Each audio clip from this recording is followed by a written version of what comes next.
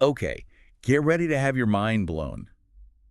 Did you know that over 17 million Americans think chocolate milk comes from brown cows? No way. We're about to take a deep dive into dairy, bust some myths, and uncover why this misconception exists. You've got to be kidding me. I know, right? You might be thinking, wait, what? That can't be true. That's what I thought. But it is, and that's what makes this so fascinating. Where did you hear this? Well, we found it in a news segment from Valley News Live on YouTube. Oh, wow. And they actually interviewed people on the street and asked them where they thought chocolate milk came from. Let's unpack why so many people are in the dark about dairy. Yeah, let's get into it.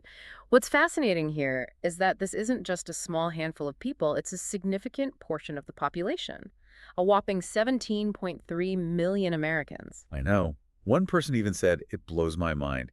Can you imagine thinking all this time that brown cows were the secret to chocolate milk? That's hilarious. And kind of sad at the same time. I know. If we connect this to the bigger picture, there are over 9 million dairy cows in the U.S. That's a lot of cows. Statistically speaking, the odds of finding a chocolate milk cow are pretty slim. Yeah. And, this raises an important question. Why don't we know where our food comes from? The news report suggests it's a lack of education, especially about agriculture. That makes sense. I mean, think about it. You probably drink milk or eat cheese pretty regularly. Oh, yeah, for sure. But how much do you actually know about where it comes from and how it gets to your table? Right. And it's not like milk is some niche product either. The average American drinks about 200 pounds of milk every year. Wow. That's a staple food, yet there's this knowledge gap about its production. Exactly. And that lack of understanding can have real consequences. When people are disconnected from where their food comes from, they're less likely to question things like factory farming practices or the environmental impact of industrial agriculture. Oh, that's interesting. So what can we do about it? The news report suggests better agricultural education in schools as a solution. Yeah, education is definitely key. But we need to think beyond just showing kids pictures of cows and chickens. We need to engage them in the process, connect them with local farms, and show them how food gets from farm to table. Some schools are even starting to incorporate school gardens and farm-to-school programs, which is a great start.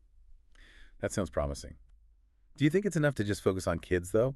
What about adults who are already set in their ways, maybe even those who believe in the chocolate milk myth? Well, reaching adults can be more challenging, but it's not impossible. There's a growing movement towards transparency and traceability in the food industry.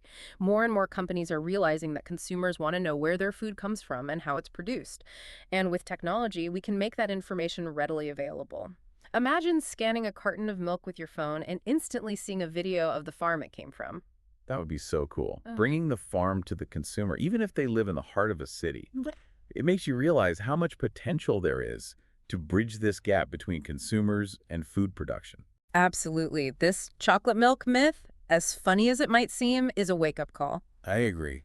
It's a reminder that we need to be more informed and engaged with the food we eat. So the next time you reach for a glass of milk, take a moment to think about its journey.